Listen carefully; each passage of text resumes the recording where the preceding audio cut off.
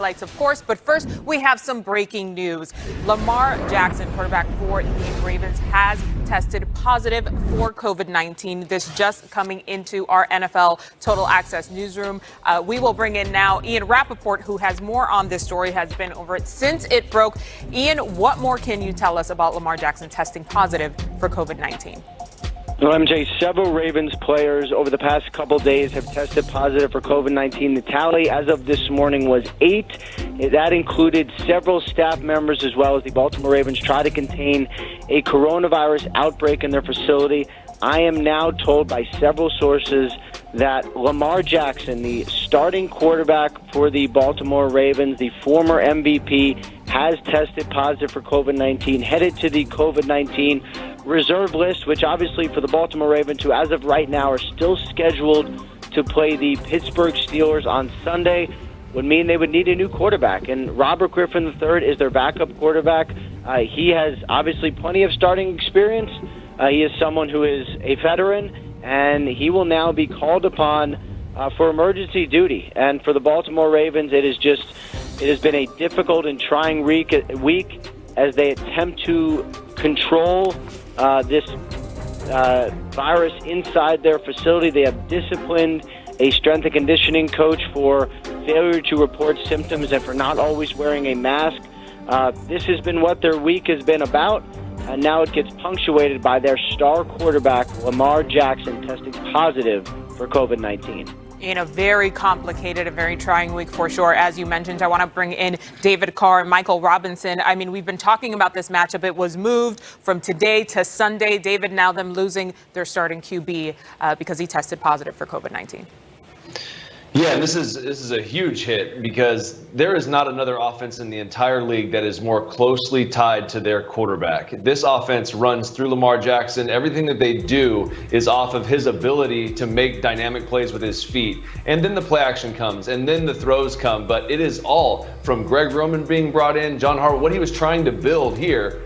It was all tied to number 8 right there that you see on that screen. So for him not to be there, yes, you have veteran guys in the back. You get Robert Griffin can come in and he can do his thing, but there's no one that's as dynamic. So this offense is going to look vastly different with Robert Griffin jogging out there. And then it raises the question, how many more of those positives are going to be guys that are crucial to this football team having success on the field? So it's not just Lamar Jackson. There's other components that are in there. They've had the injuries on the offensive line. They're already going through a whole bunch of struggles. Now they're hit with this. It's something that everyone's having to deal with. The entire league's dealing with it. The entire Raiders defense was on the list last week, so those guys didn't get to practice. This affects guys during the course of their week, and they're used to being in a rhythm, in expecting, knowing what to expect day in and day out. If that's not the case, they're creatures of habit. It can really affect you. So they got a lot of work to do to try and replace that guy because he's obviously league MVP, and again, the entire offense goes through him. So big shoes to fill. Well, and this also raises several questions, guys, including, does Lamar Jackson have symptoms? If he does not have symptoms, he could be back a minimum of 5 days. If he does have symptoms, you're looking at 10 days and another game missed. That is one thing, and so it's not just, okay, he's out for Sunday's game against the Pittsburgh Steelers, a huge game, obviously, for the reeling Baltimore Ravens, but how many more games is he out? And I think that's one thing, and it is not a perfect situation for the Ravens, far from it, but so much of 2020 has been about just making do with what you have, trying to adjust, trying to adapt, trying to win games amid a pandemic. And, this is a battle-tested, tough Baltimore Ravens team. They have been handed a tough one this week, and they have no choice but to somehow come out and play and try to make the best of it. Yeah, Ian, it's going to be a little bit more pressure on that defense.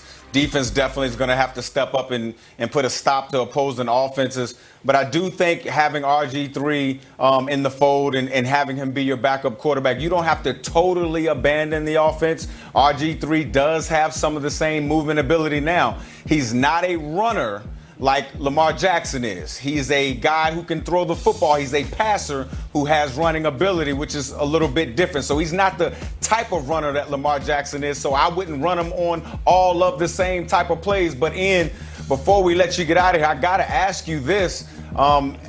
what are you hearing from the Baltimore Ravens? Is there possibly any way that they could call Colin Kaepernick? I know that that could be far-fetched, but I can't think of another quarterback on the streets right now that can step in and run that Greg Roman offense that has some wheels as a runner to be able to run the same offense so that the play isn't dropped off that much.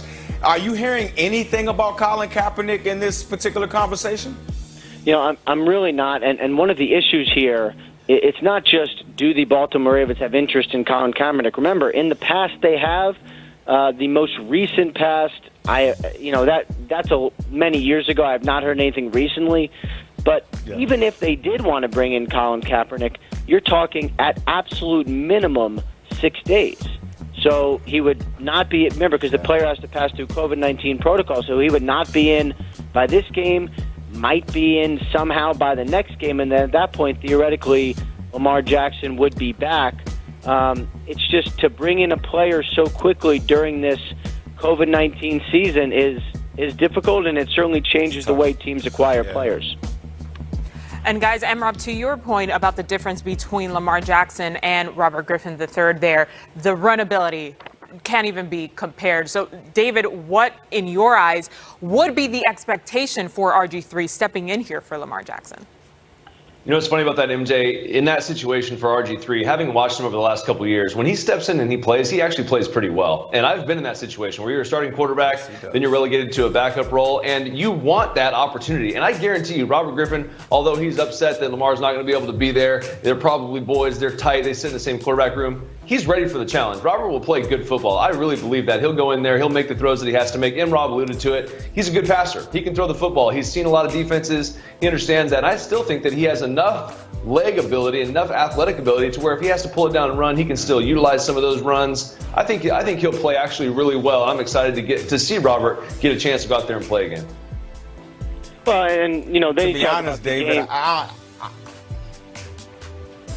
ahead, Ian. Go ahead. Finish your thought. Yeah, I was going to say, let's talk about the near future. Let's talk about there's still, as of now, a game on Sunday. And yeah, I mean, we've been talking so much about the Baltimore Ravens and not having Lamar Jackson. What about the Steelers side of it? I mean, they're undefeated, and I know the players are frustrated, taking to social media, very upset that the game was postponed. Well, now they face the prospects of not having one of the best players in football on the field. I mean, for the Steelers, who all of a sudden, being undefeated is legitimately possible, and this game just got a lot easier for them. I mean, I hate to think about it that way, but there is a football aspect of it, and that's it. And so for the Steelers, I mean, they went from being frustrated that the game was pushed to Sunday to now facing a backup quarterback and several other backups along the way. Not a terrible